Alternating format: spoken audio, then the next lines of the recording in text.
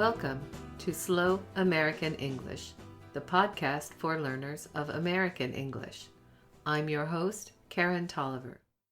This is episode number 1706, New York City.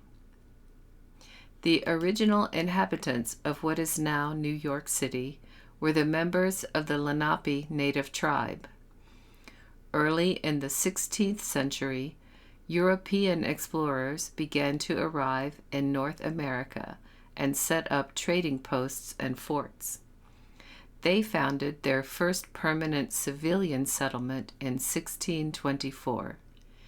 Its name was New Amsterdam because the settlers were sent there by the Dutch West India Company, a trading company from the Netherlands. In 1626, New Amsterdam's governor purchased Manhattan Island from the Lenape for a small selection of tools, cloth, farming equipment, and shell beads called wampum. Although not entirely accurate, this is where the saying that Manhattan was bought for $24 worth of beads comes from. When the New Amsterdam settlement moved to Manhattan Island then, it numbered about 300 people. In 1664, British forces seized New Amsterdam and renamed it New York City. Over the next 100 years or so, the city grew quickly.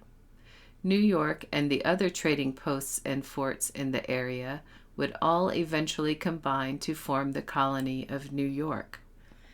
It was one of the original 13 colonies that became the United States. The colony later became New York State in 1788.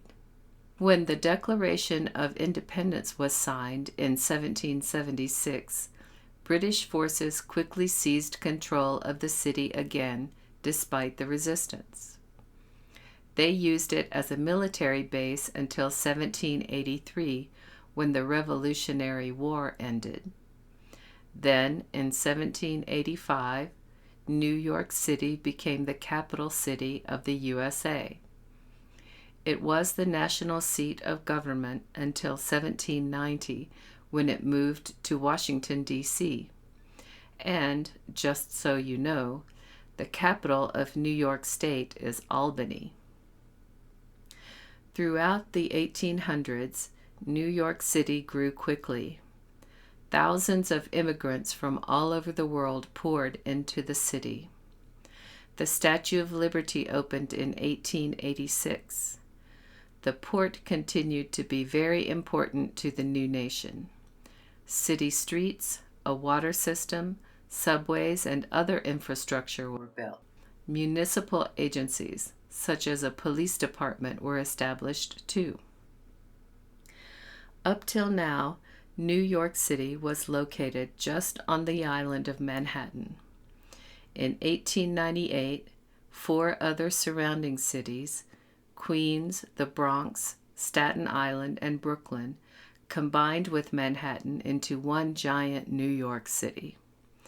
Today, these 5 former cities are called the boroughs of New York City. At the time of combining, the city's population was about 3.3 million. Today, its population is more than 8 million people. About 1/3 of the city's residents were born outside of the USA. New York has always been a trade and culture capital of the world, with many diverse ethnic neighborhoods, which are mainly the result of immigration. It is well known as a tourist destination for sites such as the Statue of Liberty, the Brooklyn Bridge, Times Square, and the Empire State Building. Here are some language and cultural notes about New York City. New York City is also known as the Big Apple, or abbreviated NYC. The borough of Manhattan is known as the City. Only residents of New York City, not New York State, are known as New Yorkers. American children often tell the story that a penny dropped from the top of the Empire State Building can kill someone on the sidewalk below, or will embed itself in the sidewalk when it hits. However, this is not true. Broadway is a New York City street famous for stage plays and musicals. Because of the lights of the theaters there, it is also known as the Great White Way. Times Square is the commercial and tourist center at the intersection of Broadway and 7th Avenue. This is where the ball drops on New Year's Eve. The underground public transportation train in New York City is called the subway, not the metro or underground. Because New York City is so high energy, the phrase "in a New York minute" means very, very fast. The area of Manhattan south of Houston Street is called Soho. It is known for its trendy shops and galleries. And remember to pronounce the name of the street Houston, not Houston, like the city in Texas. A neighborhood in Manhattan called Greenwich Village, note the pronunciation, is also called just the Village. It's famous for artistic trends, bohemian lifestyle, and many countercultural movements, as well as being the location of New York University. The location of the former World Trade Center Twin Towers, destroyed in the terrorist attacks of September 11, 2001, is now a memorial to the people killed in those attacks. It's known also as the Ground Zero Memorial. Any place north of New York City is called upstate. For example, Albany is in upstate New York. No other state in the USA uses this word in the same way. When giving directions within New York City, people use the word uptown instead of north and downtown instead of south. That's the podcast for this time.